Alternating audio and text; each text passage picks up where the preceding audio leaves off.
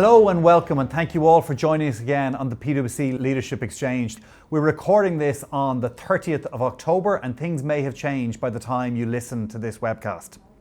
I'm joined today by Noelle O'Connell, CEO of the European Movement in Ireland, also Vice President of the European Movement in Ireland, which encompasses European Movement councils in 34 territories. Noelle was a voluntary director of the Board of Alliance Française in Ireland and was awarded the French Chevalier de l'Ordre. In 2019, she was appointed an International Leadership Fellow of the Society of Leadership Fellows St George's House.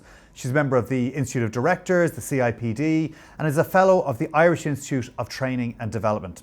In July 21, she was appointed by the Irish Government as Ireland's National Citizen Representative to the Conference on the Future of Europe, and she sits on the National Economic and Social Council as one of the Taoiseach's independent nominees. Noelle, thank you very much for joining us today. And as people will have figured out from the introduction already, we're going to talk about Europe today, on all things Europe. And let me just start about the broad political landscape, right? So, after the elections, and probably not unexpectedly, we've seen a bit of a fracturing in the kind of normal order, a bit of a rise in some representation from the far. Just describe what the landscape looks like over the coming years. Yeah, so you've hit the nail on the head, David. Obviously, since the European Parliament elections in June, we have seen the Parliament and the wider EU ecosystem, I would say, shift more rightwards. So about 28% of the MEPs in the European Parliament currently are to the right of the EPP, which would have been considered centre-right. So they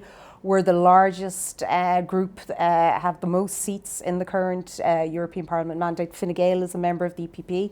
And there's also, I suppose, a wider changing of the loose consensus and kind of understanding and agreement between the Socialists and Democrats, the Renew group, of which Fianna Fáil are members of, and the EPP, the European People's Party. So instead of that broad coalition agreement being in place, we're now seeing a little bit more fluidity, I suppose, in terms of a bit of a pick and mix choose to collaborations on different files and different portfolios.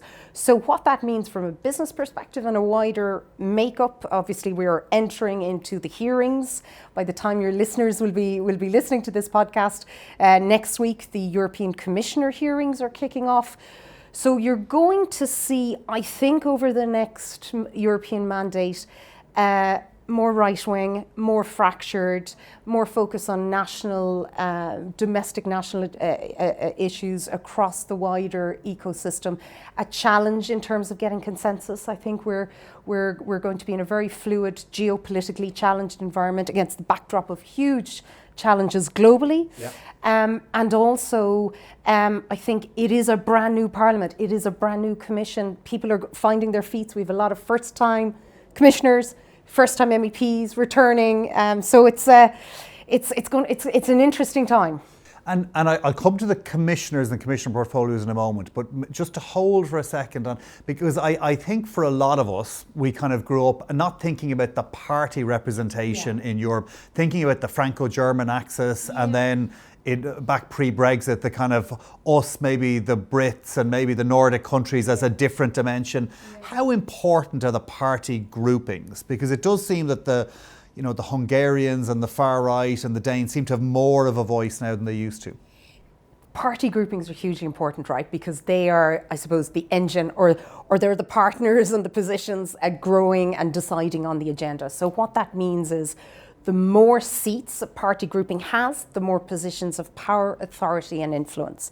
So whether that's chairing an influential committee, acting as a rapporteur for a legislative report or a file, or having positions of authority on the different committees, parliamentary delegations. And you have more speaking time, you have more voting power, you have more influence on how the parliament runs and works as a parliamentary institution.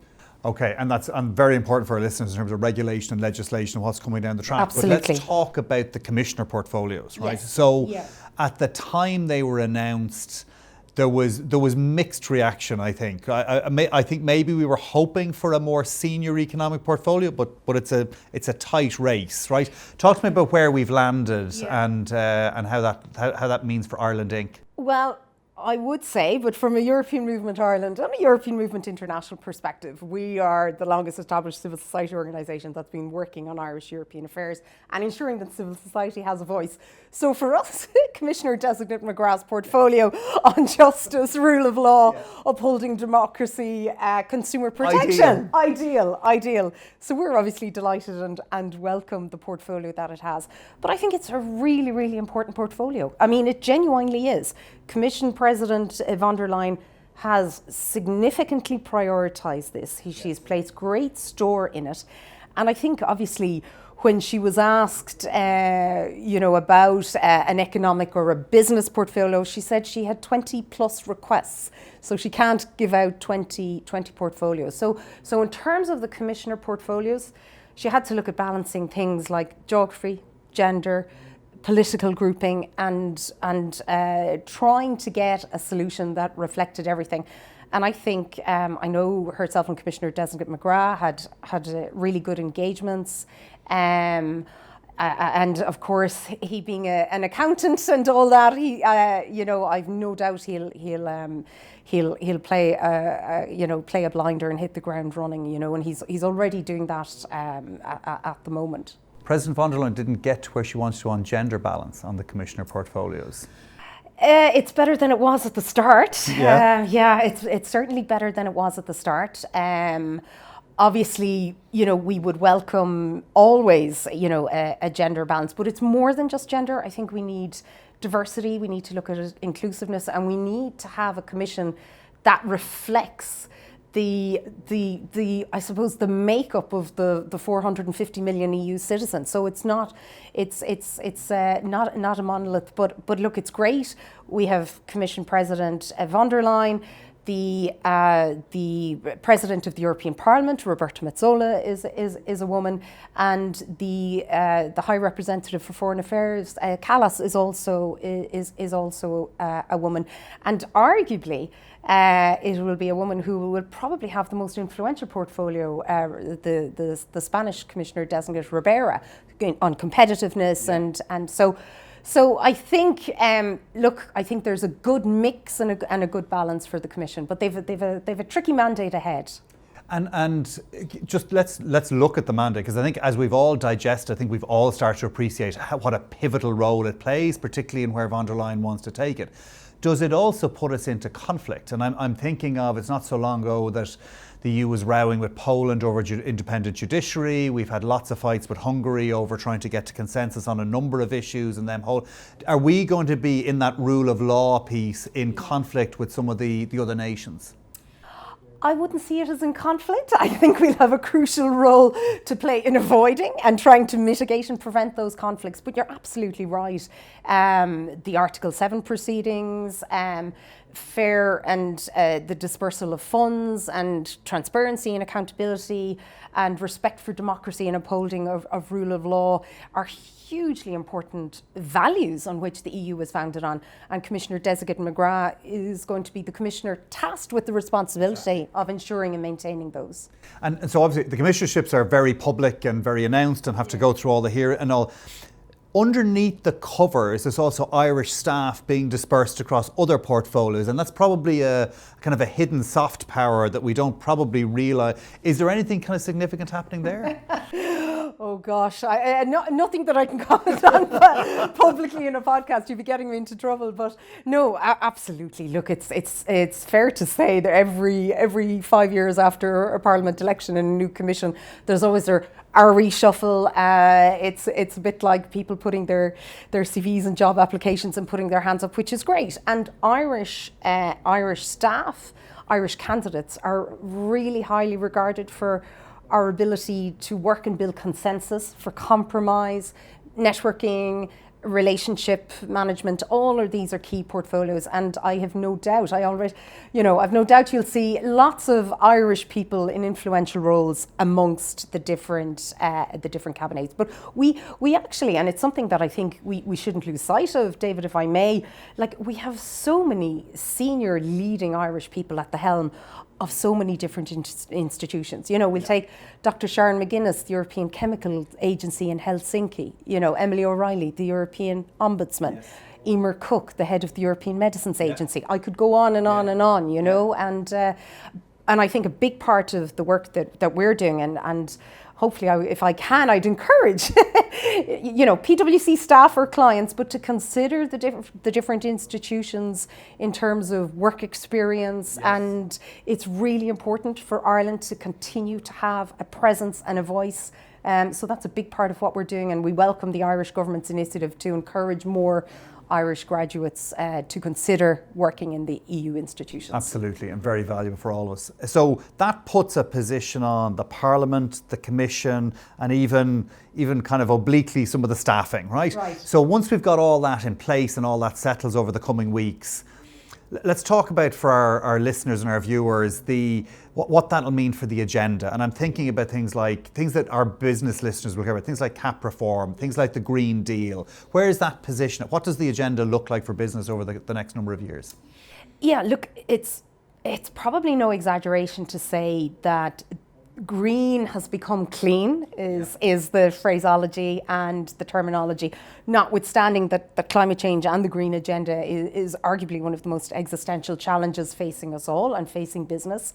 I think you will see a more practical implementation of what's already there rather than some drastic innovations, right? So where the EU has arguably struggled is threading the needle or navigating between innovation and regulation. Yeah. So I think there's a lot of understandable frustration from business, from particularly, I would imagine, the tech and the digital businesses in terms of how we get the balance right between regulation, all things GDPR and innovation, because we don't want to see European startups, the tech agenda moving overseas to the US, and how we balance that, how we deal on a trade agenda, you know, in terms of the EU-China relationship, and of course the transatlantic relationship, you know, after the upcoming US elections. Absolutely. That's going to be huge as well. And this is all, of course, taking place against the backdrop of the horrific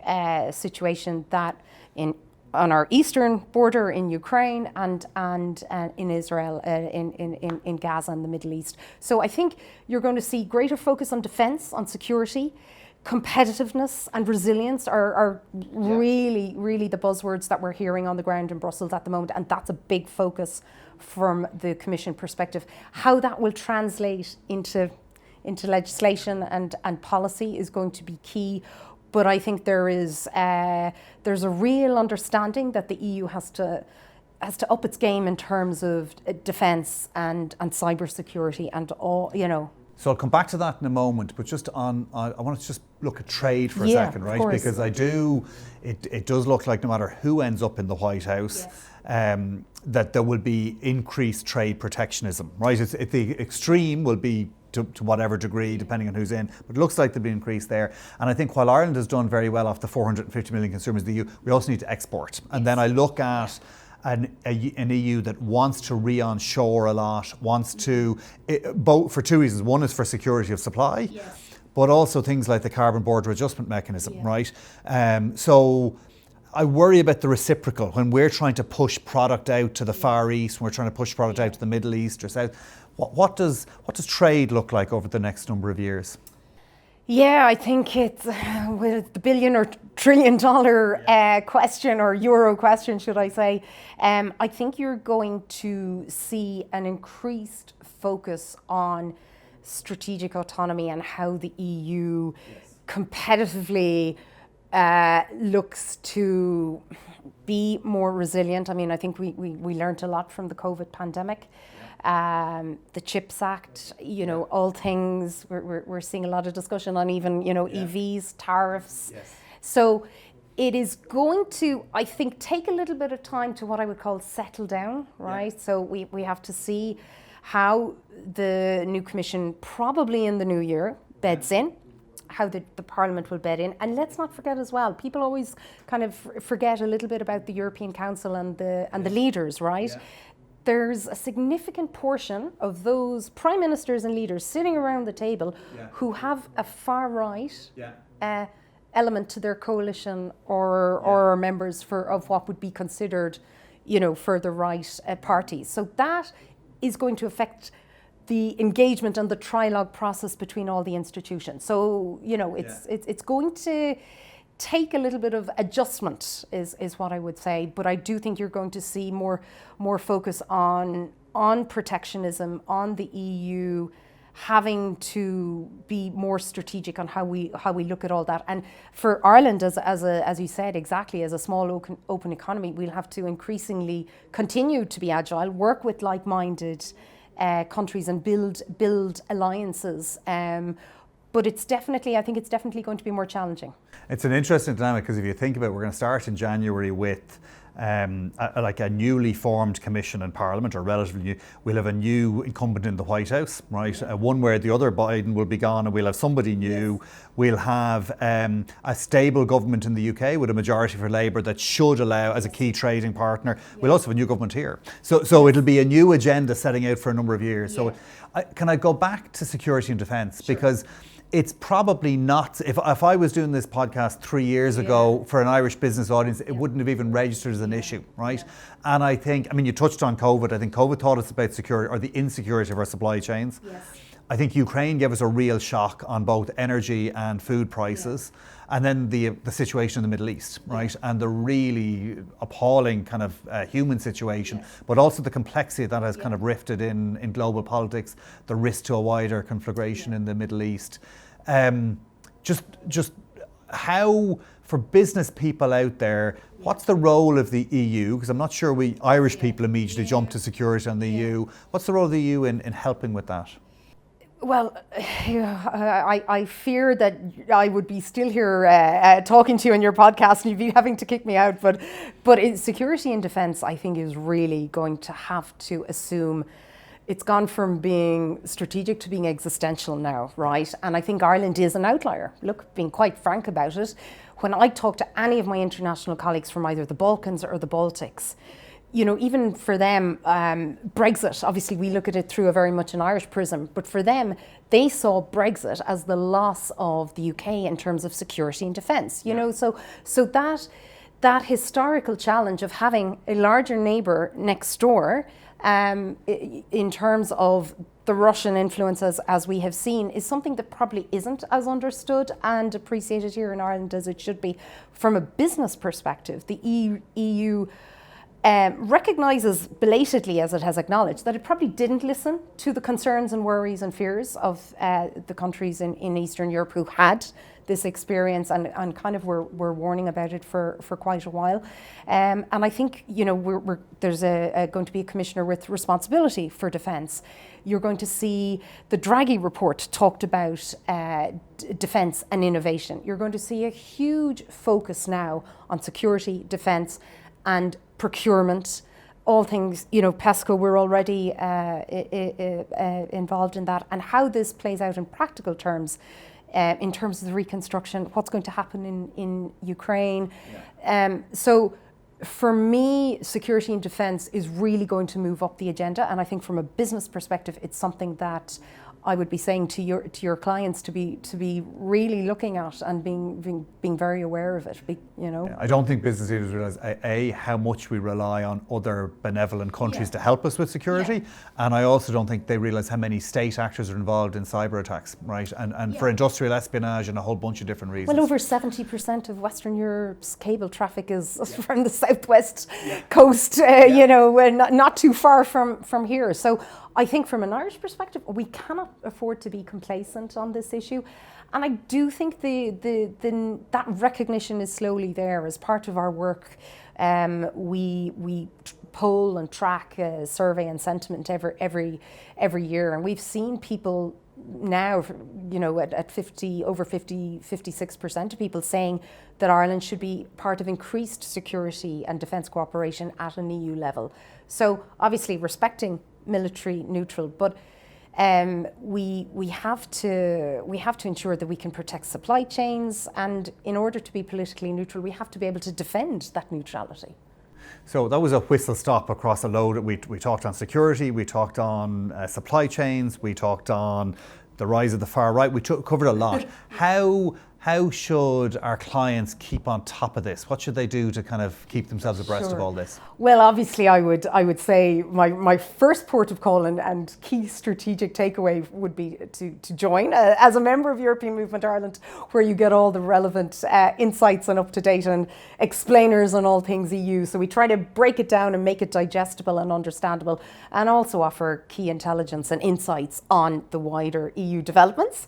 So check us out on europeanmovement.ie for all up-to-date information. But on a serious level, I would encourage your clients and businesses to look at some of their key priorities and how they're aligned to the Commission's priorities, the Parliament's agenda, and to figure out what MEPs are involved in what files, what are some of the key issues, and how you can engage and influence. Because at the start of the new parliamentary mandate, at the start of the new Commission cycle, there is a really, really good opportunity to engage in conversation and dialogue. And I think that's really, really important. And don't underestimate that importance of face-to-face engagement. So whether it's going to Brussels or interlinking and engaging with, Irish MEPs, but also MEPs of different nationalities who are involved in portfolios and legislative files that are of direct interest and benefit to your clients, and to keep on top of it, because I think it's really, really important to not take the foot off the pedal in terms of engagement and understanding, because you could just really lose some of the opportunities, because this is going to be changing at a very fast-paced level, and you need to get in at the start. Great advice. Thank you, Noelle. And thank you to all our listeners and viewers for tuning in again to this PwC Leadership Exchange. Over the coming weeks, a lot's going to happen. We're going to have a US election. I don't know how long it will take to get a US election result, but we'll have the election next Tuesday. And we're going to have an Irish election to finish off the year of elections. So over the coming weeks, we'll be back to you again. Thank you all.